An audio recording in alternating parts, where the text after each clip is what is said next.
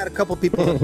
Yeah, we got a couple people that popped in. Cool. All right, so let's go around. So, for those who, like, these are lifelong friendships. So sometimes you forget that you need to introduce people so that other people who have these same lifetime friendships can get to meet people. So let's kick it off with Ben and Paul. We've been on here quite a bit, so you guys know us.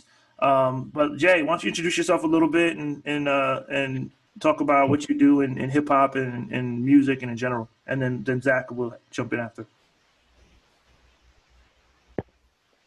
Cool. Cool. Well, my name is JD, aka JD Duality. I basically am in a group with Paul here, called Duality. I'm an MC. I'm also a producer, and I'm a rap coach. He's a rap coach. And yeah, that's pretty much what I do, man. Yeah. I love it, man. I love to see. I love to help artists. Especially rappers, man. I love to see them, what I'm saying, go from beginning to like feeling comfortable in their groove. I just love to see it. You know what I mean? Like, love hip hop. That's who I am, JD. One thing he's leaving out, and I'll transfer. Then it will have Zach in, and I can't let him leave out because I think it has influenced the music that we make together very much. He's also a spiritual thinker, person who does a lot. And writing and of that nature, and that has definitely seeped into the music for sure. Zach, jump in, man. Yeah. I'm really excited. Yeah. My name's Zach Freeman. I'm an old bald guy. Ben and I used to be in a group together called United Dope Front, and that actually was a big part of the shaping process for me, that turned me into like the kind of musician I am now. Technically, I'm a live looper because we had to come up with a name for that. but most of my creative processes right now are bent into making marketing stuff. I'm designer, video guy, illustrator person. But since I do video, I have to make all the music for the stuff that I produce. And by and large, I either use old music that I have that I can get from like groups that I've been in. United Dope Front, I've used like one track, I think probably 30 or 40 times. What track is it? Kalakuta Bump. Oh yeah, that's a good one. Yeah. That's if you want the blood movie, like, oh, that'll do it. But yeah, so I have taught live looping before, and but it's basically this machine that I use is it's got a lot of flexibility that gives people the chance to like hear and make music exactly kind of the way it is in their head, and that's I think that's super valuable, and that's why I do that kind of thing. Awesome, man. Awesome. He's underselling this graphic design thing. He's visual artist, like amazing visual artist. Oh my god! Shirt, didn't you? Is that shirt you? Yeah, bro. Yeah. See, see there, proof positive. That's one of the designs. Oh man, and man, I just want to I was talking to the guys a little bit before we got started on the live, and the reason I want to call the event finding balance through hip hop is because of the fact that we're all everyone is, and to some extent, whether we're talking about it or not, but all of us have a deep, profound spiritual practice that we love, and it's also linked very much to our music and creativity, whether that be, a mindful practice, a traditional religion, or whatever it is. But the other thing about it is that as we grow and mature, I find that hip hop is a very young art form in the sense of how it's been perceived and consumed in the mainstream. But as we've grown as men, I think we all have families, we all have kids, that we've seen the maturity of the art form also grow. And now there's different levels. There's the young guys who are still doing their thing. There's the guys who kind of came along a little bit after us. There's the guys who are us and the guys who came before us, right? And all of these different levels, people are still participating in the way that they are. And one of the things that I find interesting is that for the four of us in this room specifically, is how hip hop has kind of been the common thread that brought us all together. So I'll break it down quickly, like I broke it down for you, and then we can talk about our relationships. I met one of my best friends on a bus in Queens, New York during the summer before high school. And the way that we met was that we were all rapping Scenario, and by leaders of the New School and Tribe, and he jumps in and does Busta Rhymes' part out of the blue. We never met this kid at all. He just jumps in. His name is Red, right? DJ Big Red, right? So he jumps out, starts doing the part, and we're like, yo, who is this guy? And he claims to this day he had been scoping out that he was going to be part of this thing and part of this group from the beginning. He's like, this guy's going to be my friend. And we're like, but this is a later story. But so that his JD's sister was also in my freshman class in high school.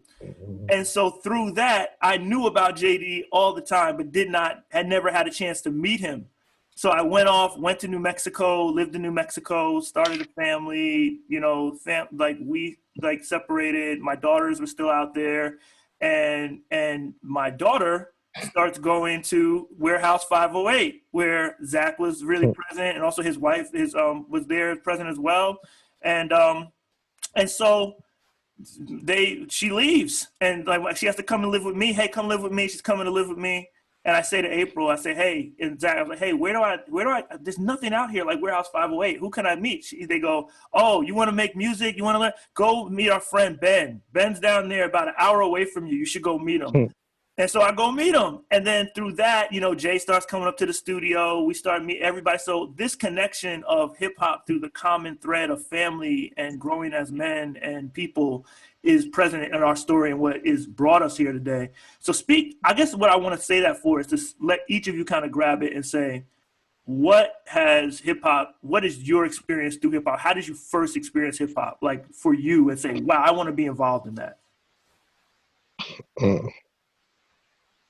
Well, I guess I'll go first. For me, my first introduction to hip hop, honestly, it might sound crazy, but I think I was about 5 years old. I used to have this, Paul knows the story. I used to have this Fisher Price record player that my parents brought to tell, they used to have those Disney records. I know I sound old now. They used to have those Disney records that tell stories and all that. So I used to have that. So my pops had some records as well.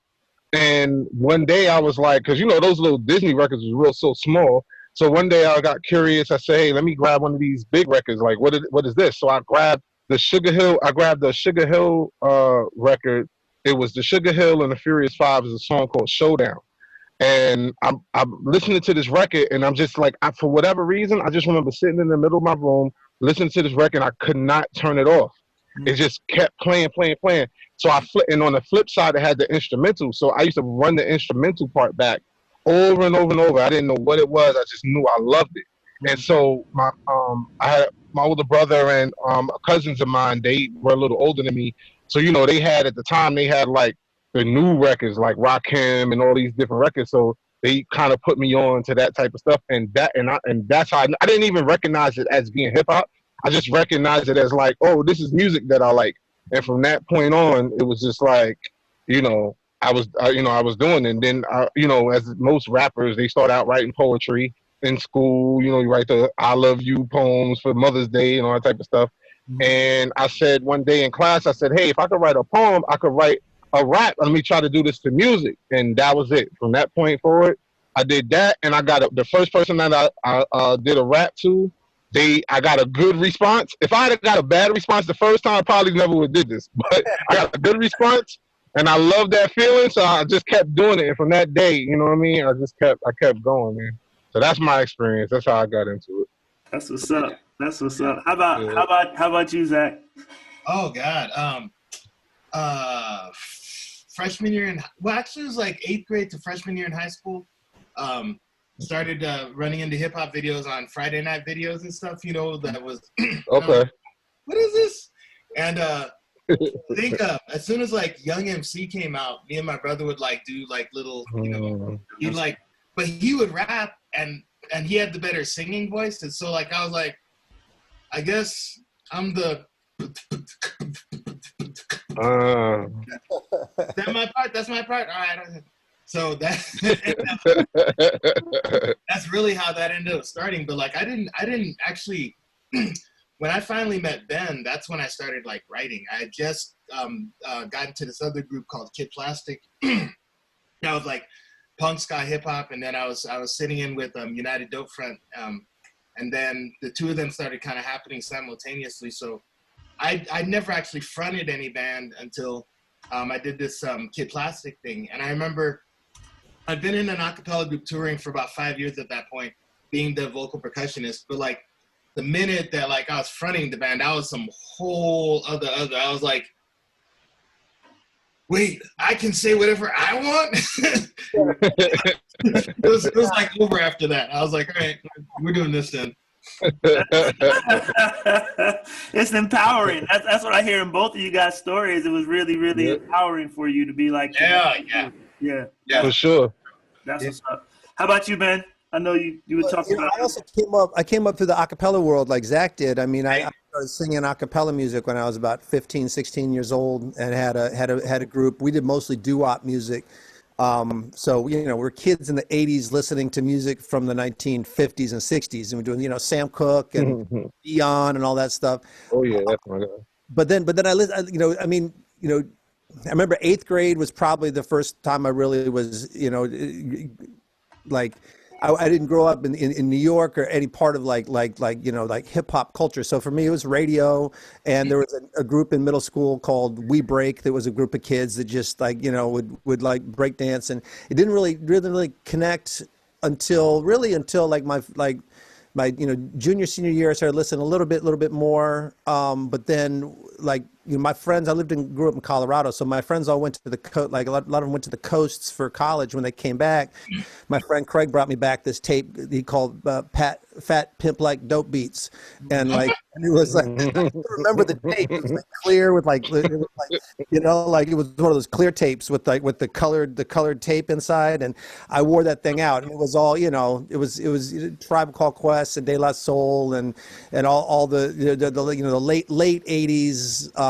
You know, that like, and I just wore it out, and then I started listening to it. And I remember the first thing that really caught me was boom boom boom in the street, instinctive paths of rhythm was that sample by the Velvet Underground sample, right?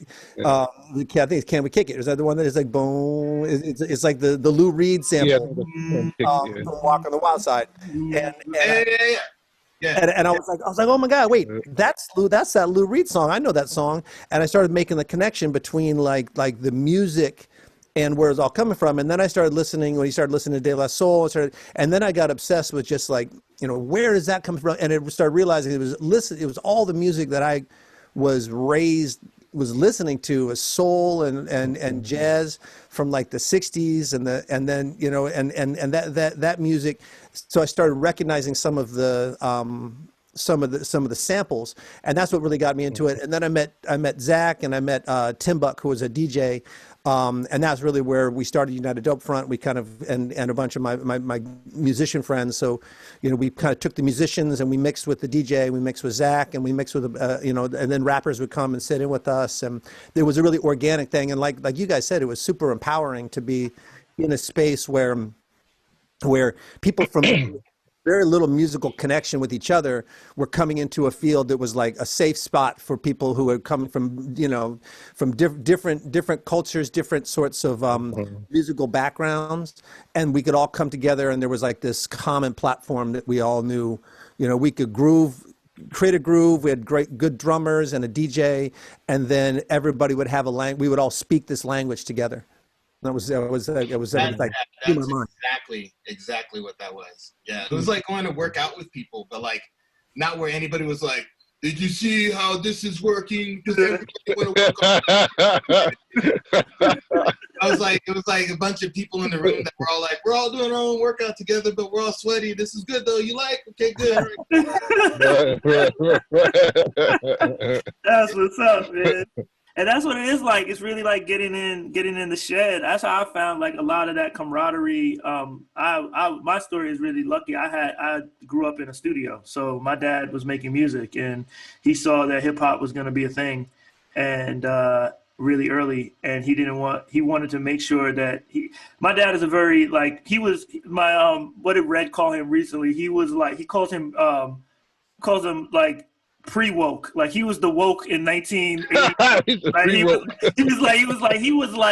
he was before woke was a term. Like I call him up and say, Dad, did you know? And he's like, oh yeah, that happened such and such in time. And I'm like, that's my dad, right? He saw it coming. And he was like, I need to get this kid into hip hop that I think is going to shape his mind in a way that is not going to make him a degenerate. He had real thoughts about this, right? So he was like, okay, I'm going to make you listen to Public Enemy. And he did. And Young MC was on heavy rotation because he liked his lyrical wordplay.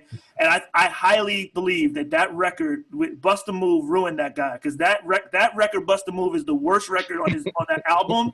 And if anybody listens to that Young MC record and just skips, he is nice, like he is. Nasty. So he transcended. He really was one of those people that crossed over across the country too. I mean, he was a college student, right? He did almost all of his stuff like in his dorm.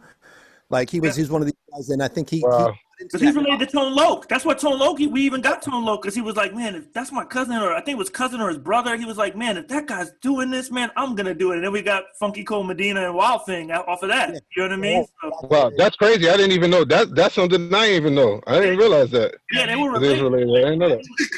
He was like, yo, my cousin's doing what? I'm doing this. Like, you know what I mean? So I think for me, my story is as pretty multi-tiered. Was that I grew up in a studio. But my dad was giving me records like Public Enemy and all that to listen to, but it was also deeply entrenched in like Earth, Wind and Fire and Stevie and all the stuff that he was making, because that's the kind of music he was making. And then like one day I was, my household was very much soul, R&B mainly, and like, my mom loved, for whatever reason, she loved VH1. So VH1 was on the TV all the time. We'd be listening to VH1, and I was like, man, turn on MTV. This was the big fight in our house. And then we're walking down the street. It's raining. My mom, some people are getting splashed, and she's like, let's get on a bus. I'm not trying to walk. We got on the bus so we could avoid getting splashed by the cars and the cabs going by. And there's a dude in the back of the bus, and he's got a boombox, and he's playing Daha Daha super loud, and the bus driver stopped the bus and was like, you got to turn it down. And he was like, I'm not turning it down. And mind you, it's pouring rain outside of this bus, and he's like, I'm not turning it down. He said, well, then you got to get off the bus. And this dude loved the music that much that he was like, I'm getting off the bus in the rain with this electrical device still pumping this music. And I was like, I need to know what that is that makes a dude get out of the bus in the rain, bumping a boombox and make it electrocuted. I need to find that out. So then I started asking people, yo, what? You heard this song, Daha Daha? And people told me, so man, that's cool, but listen to this. And my cousin came and played me Slick Rick, and they started playing me like some other stuff. And I was like a little kid. I started consuming it. And then you start finding out, oh, wait, some of these dudes live on such and such block, and that block is up the street from me. I know where that is. Oh, wait, Tribe starts coming out. And you're like, that kid like used to go to the same high school that I like know somebody from. What are you talking about? And then then you start evolving into like people that look like me, come from the same place as me, and I know are making this music. I have to be involved. That was like kind of how I felt. Like that's how it evolved for me anyway. Right on. Yeah. Dope. So what? Let's do this, because we're talking about what we did. I had the most amazing experience that nobody got to see. All of us did it a minute ago. Zach, would you like show us what you do with this beatbox thing? Because I think like this will help some of the people watching to see what we do here. Lord of mercy. Lord of mercy. All right, let's hope. Let's hope. Hopes and prayers.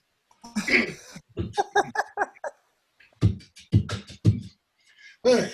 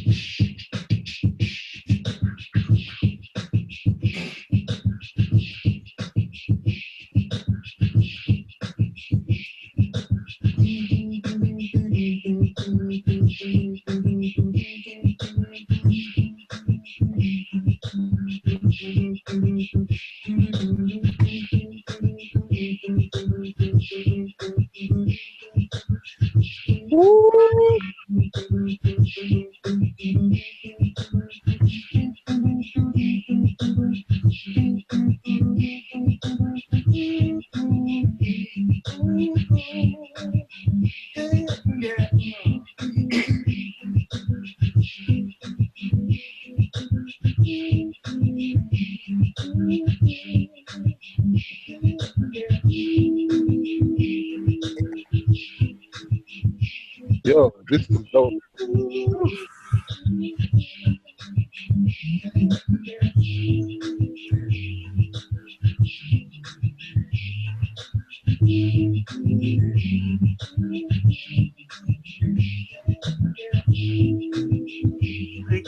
You can't stop but nod your head. Ooh. I know, right? Yeah, this is crazy.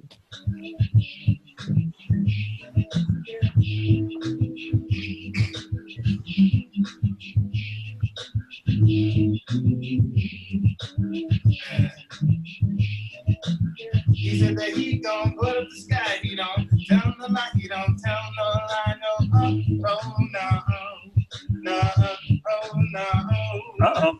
He said that he gon' put up the sky. He don't tell him the lie. He don't tell no lie. No, oh no, oh no. Making a record out of this one. I know, right?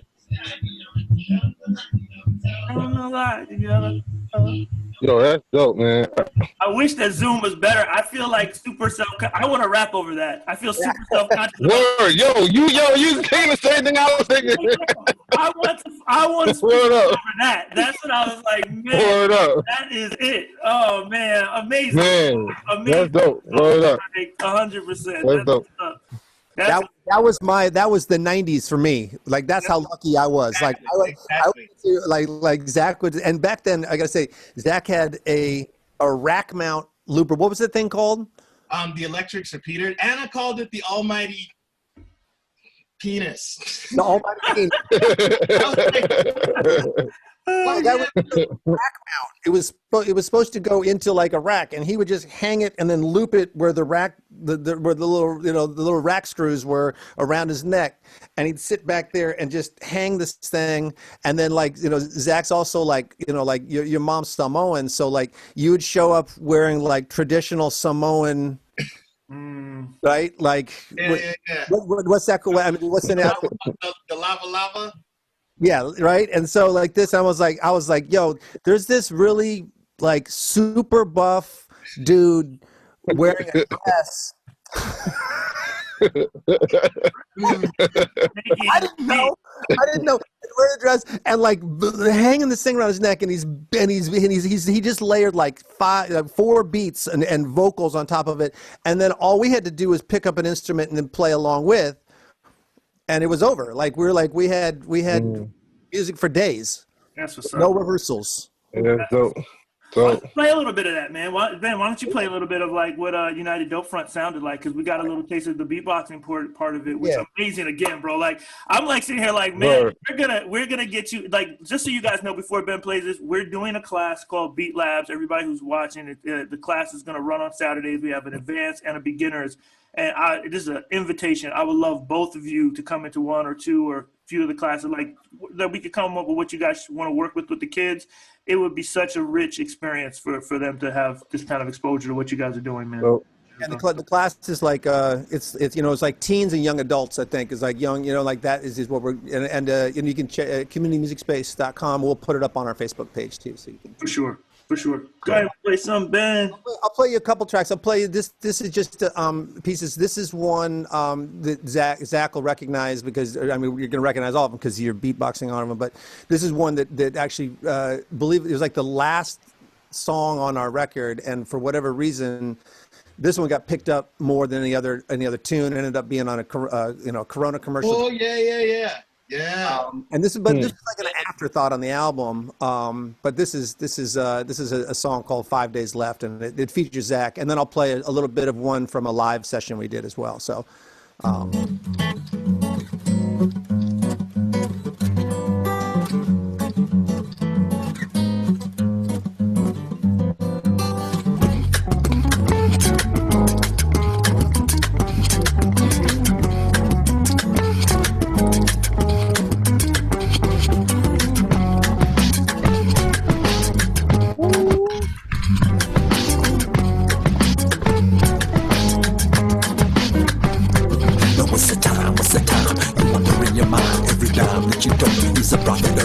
What's the use?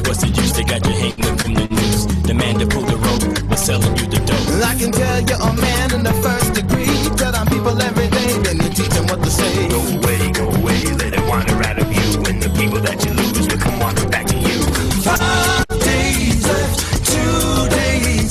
My mind cannot control itself, moving you back and forth. Now 5 days left, 2 days gone. My mind cannot control itself, moving you back and forth. Now listen true, what the boys were telling you.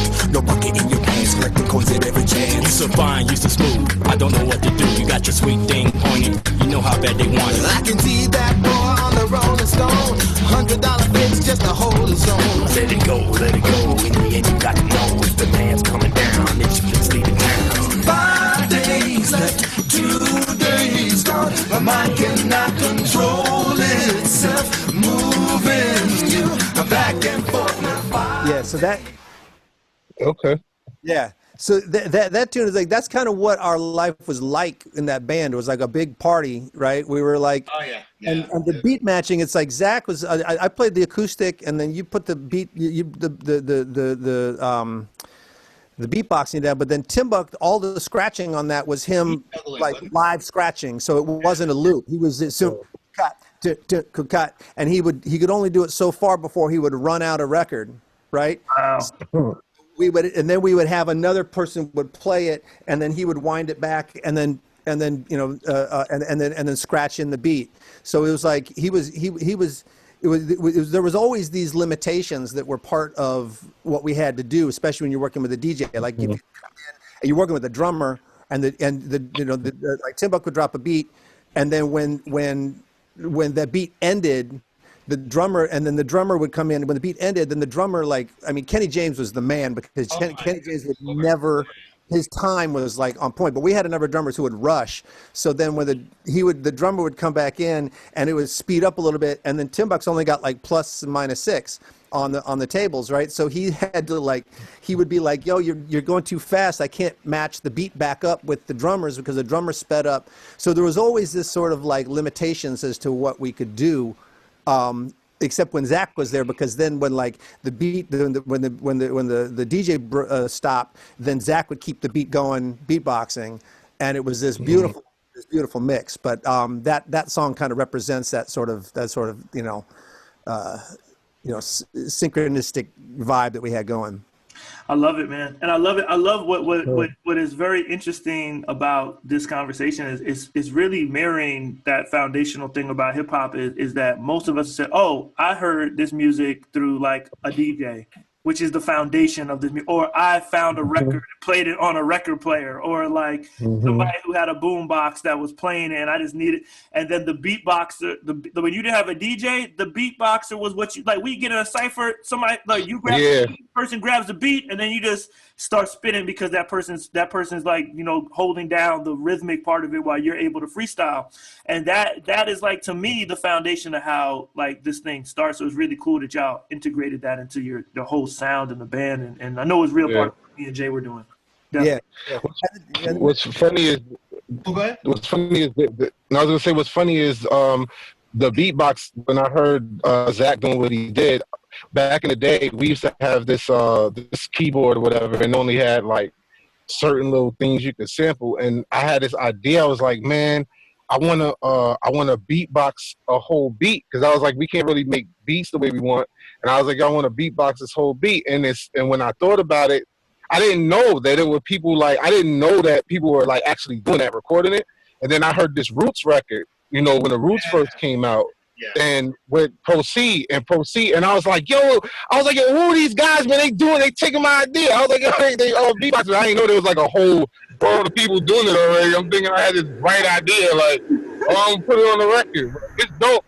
It's real, man. The sound is dope, man. I love to hear it, man. Like, it really does add something. Even if you have like other production, other music on top of it, it's like that just gives you like that element. Because when you on a block and you just freestyling, or you know, when the cipher comes, there's no beat. Nobody had like radio instrumentals really. It was like who's gonna take the beatbox, and then one person the beatbox, the other person the rap, and then I gotta switch it off. So that sound is like a raw kind of like, it just gives you like a feeling when you hear it. You know what I mean? Yeah, 100%. And then the beatboxer, if he was a dope MC, that was like, man, he's getting hyped because the energy in the cipher is like going, and he wants to spit. He's like, yo, grab the beat, like grab it. I want to get in. Yeah, exactly.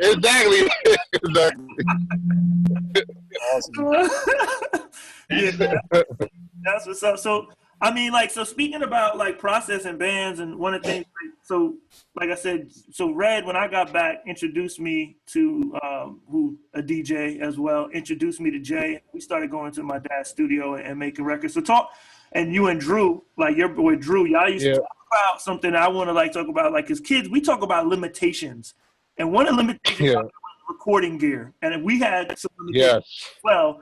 But talk about the beginning days of how you made your first songs, like so that you can like. Oh yeah, so computers can understand. so my first so all right, so we know, you know, as a kid, man, you know, when the new records come out or whatever, new tapes at the time come out, like we save up our little money, little lunch money, whatever, go run down and buy. And I used to buy instrumentals. I used to just try to buy, because you know they used to put out the singles and they used to have the instrumentals. So I would just go searching for instrumentals or whatever. So my first studio, what I did was I had this little radio, and I would go buy those TDK tapes for like $1 off the app, and then I'll take one radio, and then I took my sister's boombox that she had, and I would just press record on one. I would write these little rhymes to like my instrumentals, and Drew would be there to help me, and then I would press record on one radio, play the beat off the other radio. So then eventually I'm like, how is it that these guys have these like layers of like voices, like how they getting these other voices and all that? So I was like, man, I don't have no equipment. So I was like, what can I do? So what I did was I bought a bunch of the tapes. I would record one in the radio and play the beat off the radio for that. Then I would take that tape that I just recorded with the first layer, put a brand new tape TDK in, play that, and add ad-libs to the backgrounds and all that type of stuff, and then like play that one, then add like a hook. So then it was like you know what I'm saying? And so that's how I did my first like demo tape. Because what happened was on my block, and shout out to 189, but on my block there was like these older guys who could rap, and all, you know, the girls on the block, because they was older and they rap, whatever. So I was like a little youngin', so they used to, when I used to try to get in the cypher, they used to be like, oh, whatever, he's like, whatever, and they would like listen to them dudes. So I'm like, all right, I'm about to go in. So for like a whole summer, I went inside. For winter, I went inside. I was just writing rhymes every day. So I got my boy Drew, who lived next door, and he helped me. You know, we did that whole process. He helped me record. So when I came back outside in the summertime, everybody was rapping, and I was like, yo, y'all rapping. I was like, listen to this, and I just hit play, and the rest of them were in those studios. So I just hit play, and what I did was I had wrote a song. My block is called I live on 189th Street. So I did a song called 189th Street, and I was naming like all the guys from the block, like the older heads on the block and the people who everybody knew, and I was like naming everybody. So when I pressed play, that was the song I played. So the girls was like, play that song again. So I'm like, all right. So that's kind of how I got my pops. I was like, all right, bet. So I was like, yo, it's something to this thing. So then after that, you already know, I was begging my pops for equipment, all types of stuff. I was like, man, I got to get into this for real. But that's how I did my first demo. I still got it too, but you don't want to hear it. It was awesome.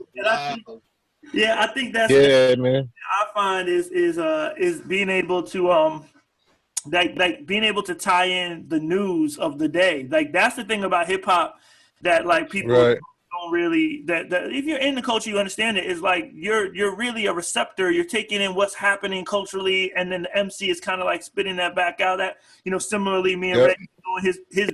My dad had the studio, but I split time. My dad was in Long Island, I was in Queens, and Long Island, right? Both. So sometimes he'd be working and he's in the studio doing what he's doing, making his music. And so he would be like, hey, you guys got to work still, do your thing. So me and Red would go downstairs, and he had 2 turntables, and he would just go to his store and he was the DJ, like buying records after school. We're going in and we're digging getting records.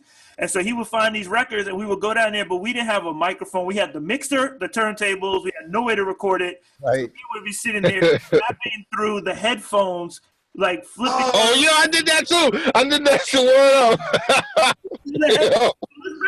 We're like, that was like our thing. Is like, we're gonna get these down, rabbit to head. We was like, yo, Peacock and TL Smooth were big at the time. So we're like, listen, you're gonna get to Jamaica Avenue. For those that don't know, it's still there. I mean, it's there, but it was like at a time where like the coach, like Yeah, it was different. airbrush shirts and you get chains and everything. That's where you went shopping.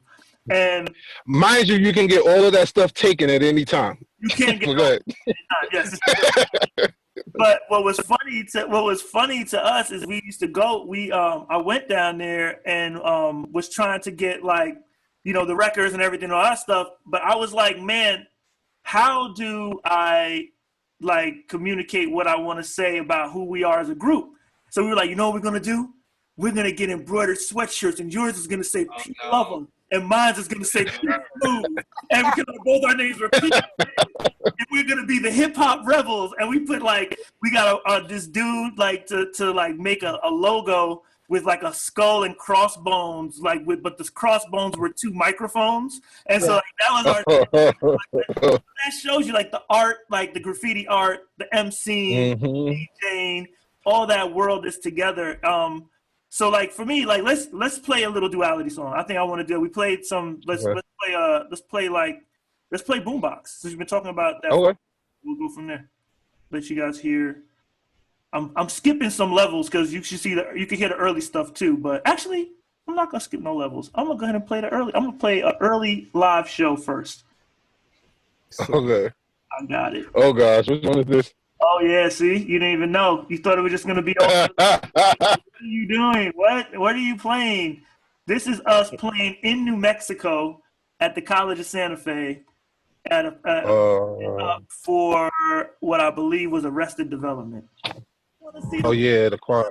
You read these as well as my curse. This sides to every beast. One is sure and one is discouraged. Look, my life ain't where I want it, but it's slowly taking its course. And I'm a sinner, but remember when I'm feeling remorse. Let's go. If it's life really, they ain't taking by force, so I ain't gotta pray to bury. I go straight to the source. Ain't no preacher in the booth for confessing my faults, and it's sure don't cost. Need to get some cheddar, cause I sure don't floss. That's probably good, cause it'll only be a tease for the rest of the hood to get close to me with they snake eyes on mine. Whole time to set me up and rob me. Yo, they ain't here chill when you hate and jealousy builds. So if they out to kill, then somebody's probably gone. I let her hit that dough, get in that booth, spit that flow, give it that truth. Kiss it to release when I be letting that loose. Load up on my chest like, whoo, whoa. Do you really think you want to challenge me yet? Nah, Hey, I remember that song. be at war. Ain't no playing when it comes to my career. How Could you think that you would really ever see us? flawed To my enemies, I wouldn't want to be ya. Nah, If you got a problem, then you could give me a call. Ain't no playing when it comes to my career. How? Could you think that you hit it with a second Look. verse, Jay? Come on. When I'm having a time before pen and pad to find, put feelings on paper and make words just happen to rhyme. A habit of mine. Instead of BSing half of the song, write lyrics with meaning instead of feeding the trash to your mind. If I'll I give you something that you don't know you won't grow. Right. It's probably better that I don't flow, so I try to keep it potent, and ignite, a little hope. and I might. Every so often have a couple of jokes. It's alright, it's all the fun. I want to put my heart, my spirit, and mind in one round. Why?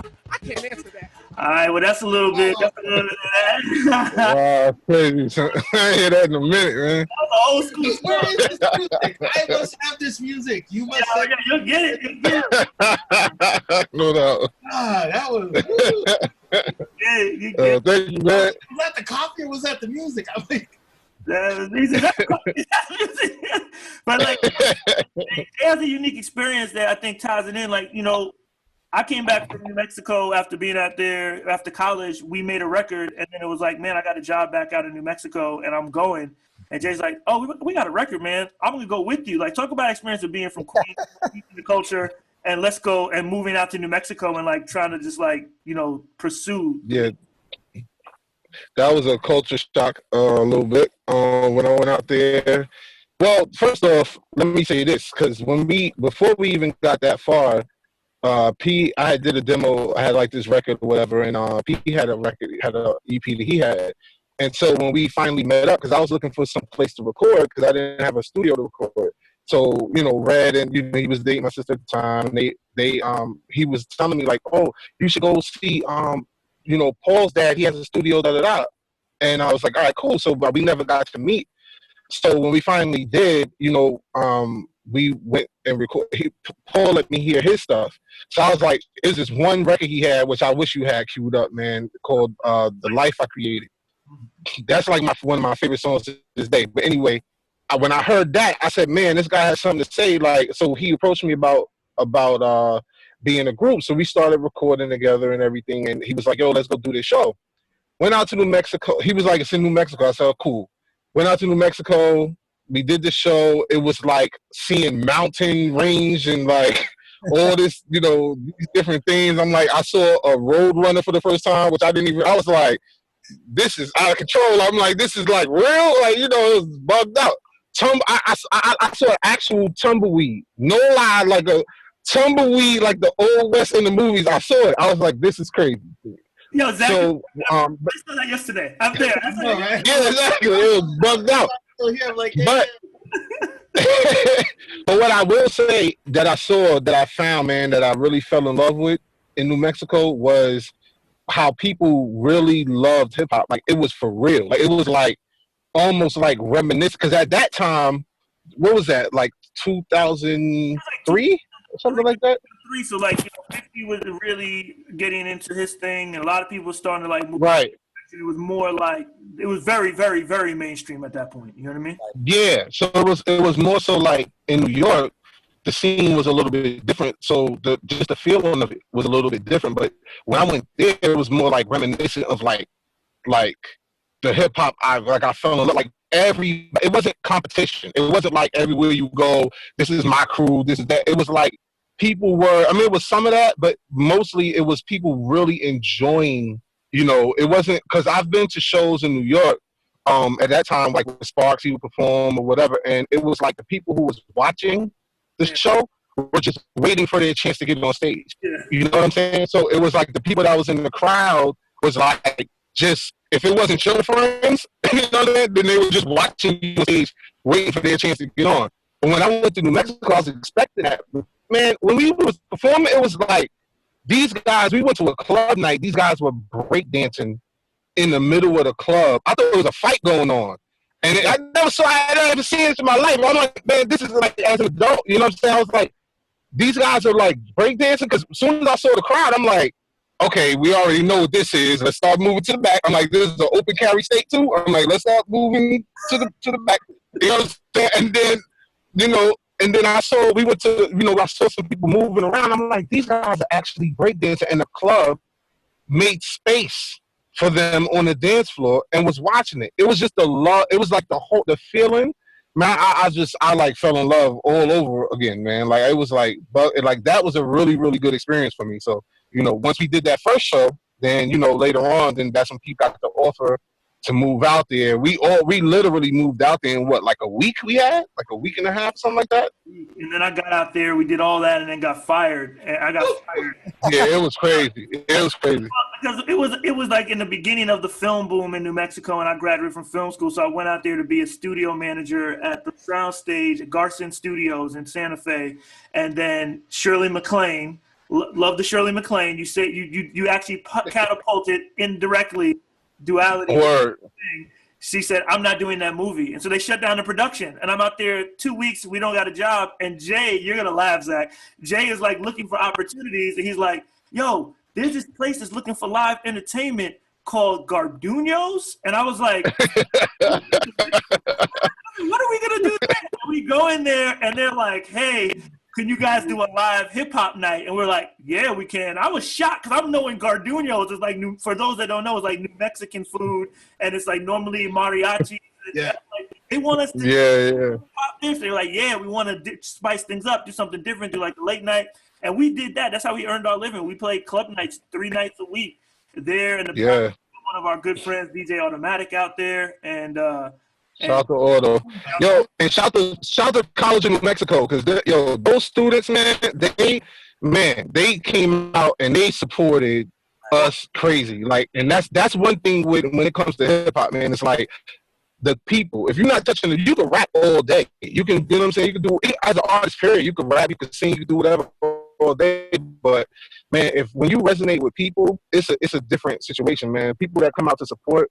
You know, and anybody who's watching, if you love an artist, man, listen, support them. Support them. You know what I'm saying? It makes a difference, man. Like, it really does. It makes a difference, because without your support, you know what I mean? Like, we might as well just do this in our basements. You know what I mean? Which we probably would, because we love it.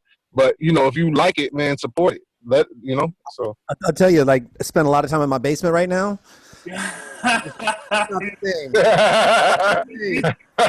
It's like, as I got every instrument around here, and I'm like, where's Paul? Wait. All this stuff over here, like, man, like, it's so funny that the collaborative process of like making music, and it's not like we sent files back and forth recently, and it's still as like, because we used to always have to do that, like, in the world, and I'm like, man, it's not the same. It's not the same. It's just not the same. So we get together and talk about it. You know. So how's the scene out there now, Zach? Like, talk about like hip hop and the scene in New Mexico, and like, we're talking about the coaches there. Like, how's things out there? So I've like totally moved from like going to see things to like mostly just going to work. Mm-hmm. But New Mexico, okay, so the breakdancing thing. Mm-hmm. Let me tell you, we have this place here in town called the Dancing Turtle, and it's like it's a breakdancing school, and like my jiu-jitsu school was losing students to these fools. Wow. Wow. I went out to dinner one night. Mixed couple sitting next to me, and oh, you got kids, and I got kids too. And they were like, oh yeah, our kid goes to our kid dances, and I was like what kind of dance? And they're like, oh, he's a break dancer, and I was like, that's funny. So is my daughter. Where does your kid go break dancing? And they're like, oh, the Dancing Turtle, and I was like, my daughter teaches there. And then then we go. Then I like go to I think I went to the store or something. And I was talking to another couple, and they were like, and I was like, yeah, my jiu-jitsu school, we have kid classes on Thursday. And they're like, oh, man, that's too bad. Our kid already has a Thursday night class. And I was like, oh, where? And they're like, he goes to breakdancing at the Dancing Turtle. And I was like, my daughter is beating me out for students. Like, how is this even a thing? But it's cool because, like, the interesting thing about the Dancing Turtle is it gave all of us parents who've been doing hip hop in the 90s or listened to it in the 90s and in the early 2000s. Now it wasn't even a matter of passing the torch. We just managed to play the right kind of hip hop in front of our kids, and then they were like, "Oh, word!" Like, like I don't need to like rap or da da da da da. And like, especially watching the young women pick this up and be like, "This is a completely different kind of like tough." Like, I am a tough girl, but it's because I breakdance. And like, my daughter, and actually one of my other homegirls who was on not long ago, Karen, our daughters were in the same crew. I had freshest friends, and it's like literally girls between 12 and 16 years old who are like, what do you do with your time? I break. And I'm like, I don't even, like, me and my daughter don't even listen to the same kind of hip hop. But when it comes to dancing, it's like we're on the same vibe. Like, there's no mistaking that, And it's interesting to watch these kids, to watch them battle. Like, if you ever watch the face of like an MC, then when like the fire comes on, right? Mm-hmm. So when you watch your 14 or 16-year-old daughter breakdance, and she puts on that same face before she steps to a dude, woo! Yeah, I know, that's a good feeling. The first time I saw my daughter make that face, I was like, that's the same face that she used to make at jiu-jitsu right before. I was like, all right, here we go, height. And she go, height. And I was like, same face. but what that like let me see again was like, it's that same fire of creativity and competition, and also of community. Like, that's a vibe there, like, because it's not always that was the place where it's like, it's okay to get live with somebody, but like, I'm not trying to like mess you up. Like, we're gonna battle on this beat, or we're both gonna like play on this thing. And like Ben makes a face too. Like, I know when we were hitting it, because I look over at Ben, he goes, I was like, there it is. Still does it. Still does it. I was like, it's hilarious. Just a couple, there's like some very interesting confluence of like my musical stuff and people that have popped onto this. Mike Jones used to be in this group called Mind's Eye, which was like the first like hip hop crew that like I like paid attention to what they were doing, because they threw events. They had breakers. He was an MC, sick MC.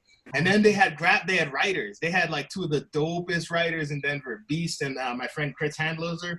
And then underneath him is my homeboy Steve Leffler. We've been friends since like 8th grade, but he was in the first a cappella group that me and my brother put together. Well, actually, all of us put it together. Wow. And like, so that was the beginning of us like being. That was the first place where it was like, we're gonna sing a Christmas song, and then Zach's gonna beatbox, and C's gonna keep on singing, and Alex will rap.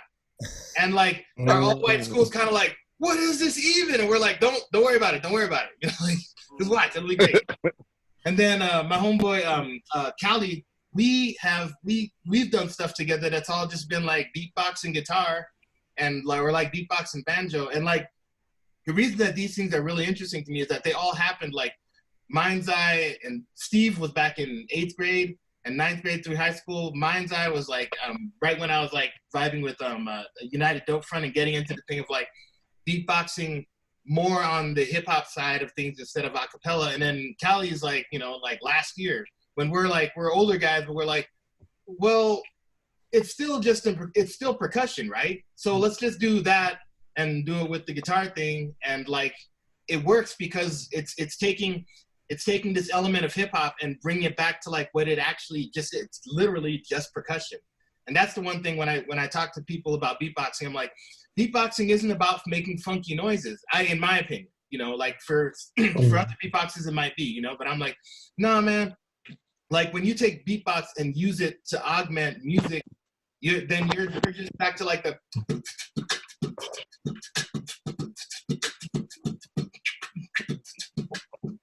But they should be able to crack eggs on your time. Like that's your thing. You're there to. It's out of time. Yeah, you're holding the line. You're part of the rhythm section. You're not out there to like be like, I'm the fresh beatboxer. I'm like, the minute that you take yourself out of that thing of like, I'm the fresh beatboxer to like, I'm part of the rhythm section, you let everybody enjoy the music for what it actually is. And that is either hip hop or like whatever jazz thing you're doing, you're letting them enjoy the whole swath of what's happening as opposed to them just being like, and here's the beatboxer. Cause like with the Dope Front, It wasn't that, you know, I was like, you could have stuck a bag over my head and been like, yeah, we got a drummer. It's to do with the bag over his head. But, you know, that was the point is that like when you take these things and make them not singular and keep them elemental, then you get what makes why we all like vibe on this stuff. Because like, you know, it's like, yeah, it would have been dope to like just hear the MC thing, but like I also wanted to hear the scratching thingy and I wanted to dance as well. And then later I wanted to go home and draw something. And like you can have all of that from hip hop. And in my opinion, it's as long as you don't treat them like they're more special than the other. You see them. Yeah. I agree with that. I know Ben's yeah, me too. Well, right. So yeah, I just can I just to ride, I gotta cut out here in a couple minutes, but can I just play just a touch speaking to that exactly? Just play a couple seconds of this track we did live, and this is no drummer. Just DJ, scratching beats, really like scratching beats, and Zach, and the band. This is live on the radio in KGNU. Shout out to KGNU in Boulder, Colorado, independent radio.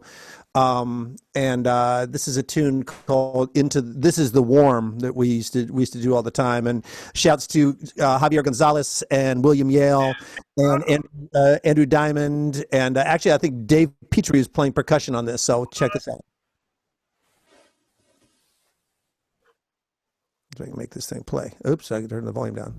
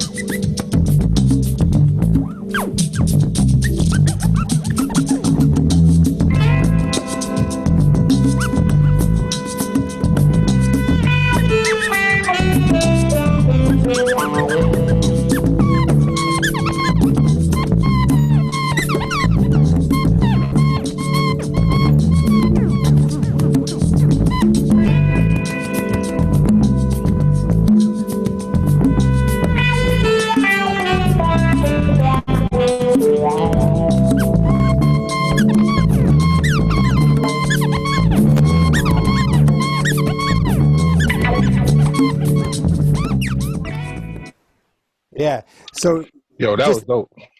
just the amount, just to your point, Zach, that like we were making you work. Like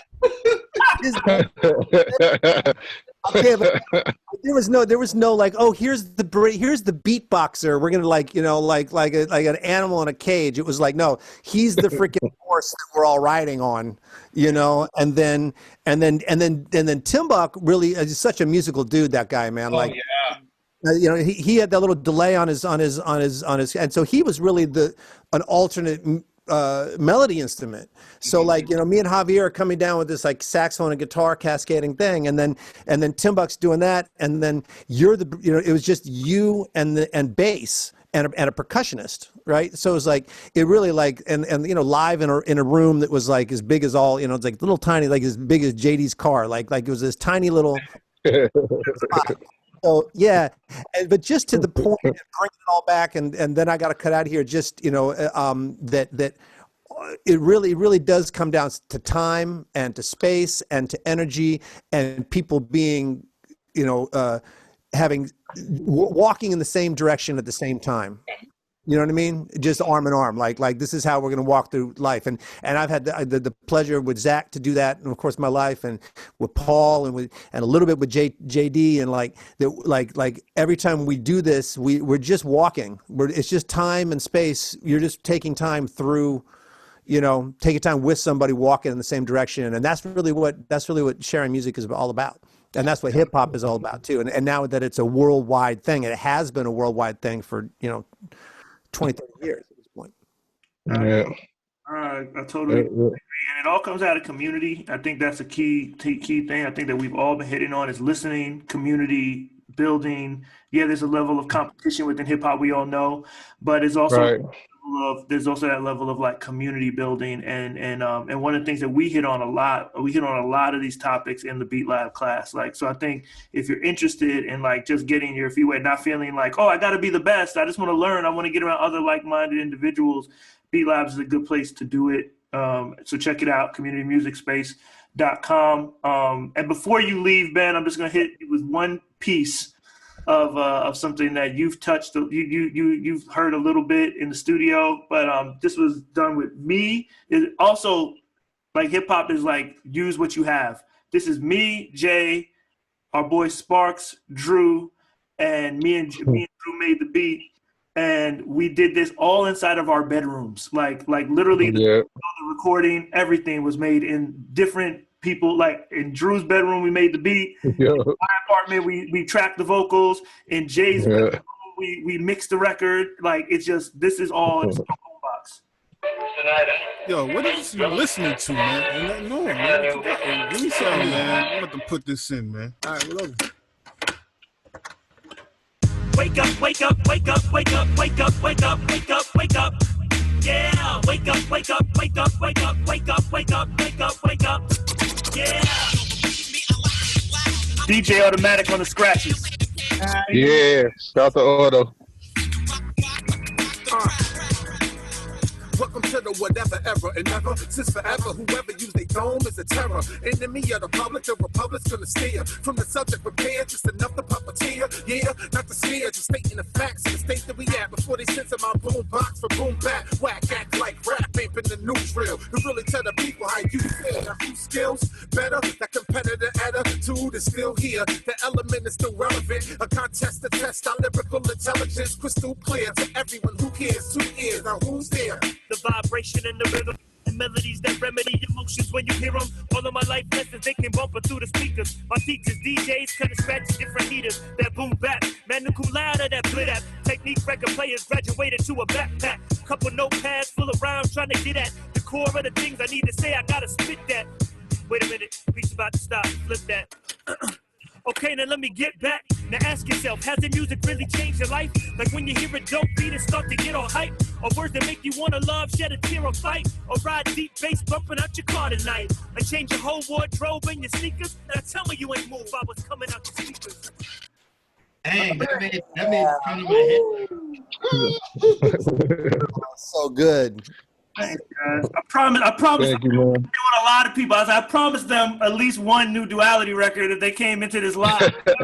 Yeah, let's go. So, oh man, well, it was a pleasure, guys. Like honestly, like we got to do For sure. many more stories and things to share. And if you're interested, I'm going to definitely, the invitation is there. We're going to work it out. You guys, please come to the Beat Lab class. So you can like get to work with some of the kids, and it'd be great to have you in it. So, Yeah, Can I know we got to roll, but can I ask? I wanted to ask Zach a question before we left earlier.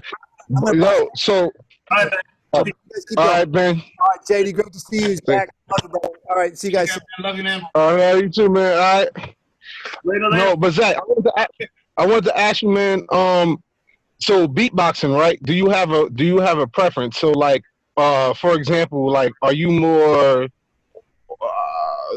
leaning towards like the Dougie Fresh side, or more like the Buff from the Fat Boy side of beatboxing? Like, do you have like a preference? Or are they all? Do you like them, all equally? I like anybody and everybody. Like one thing when you start beatboxing and then you get like serious about it, one thing that really comes is that like you can stay like purist about it, or you can teach other people. And so like when I stopped beatboxing, I'm like, basically what happens is like you got to come up with sounds, but you have to be able to breathe while you make the sound, because I'm not teaching you how to just like make noise. If I'm teaching you how to be a perfectionist with this, then you got to be able to breathe and beatbox for 10 minutes straight. So like whatever sounds you make on your own, that's going to be your beatboxing. But like your ability to carry that through for like 10 minutes and then to play a 4-hour show, like that's a little bit nuts if you think about it. Like beatboxing for 4 hours, but it's possible if you know how to breathe.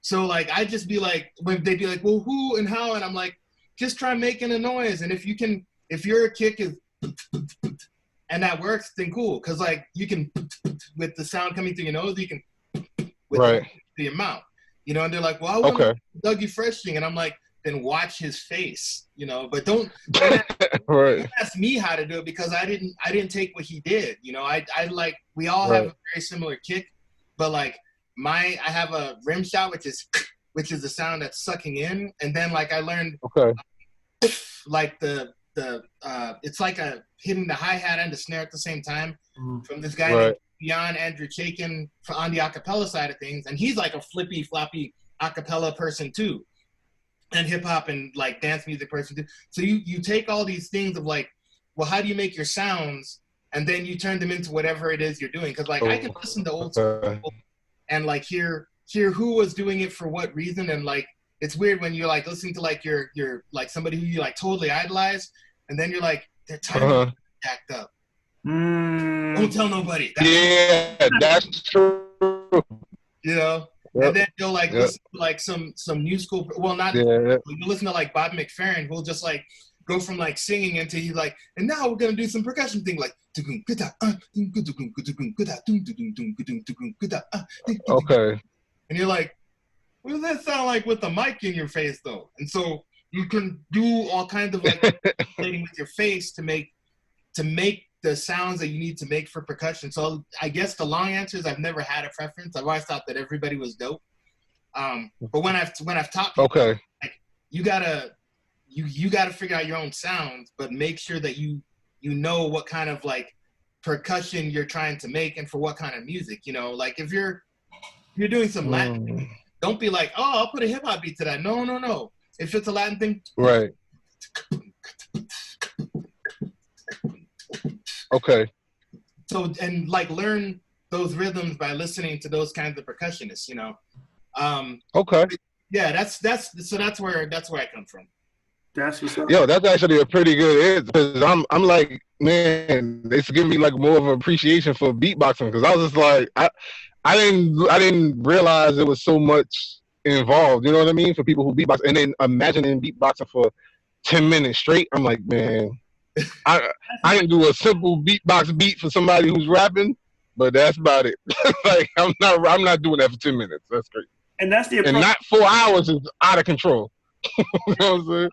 I think it's cool that that's what I've heard throughout this, is that like you're thinking of it as a drummer. You're not even thinking about it as like a beatbox. Yeah, exactly. It's like yeah, I am making these sounds with my mouth, but I'm thinking about it in actual musical terms as an instrument rather than just like, oh, I'm gonna do it, like you said earlier. I'm not trying to be the beatboxer like everybody's looking at the beatboxer. I'm trying to be the person down the rhythm section, which is dope, super dope.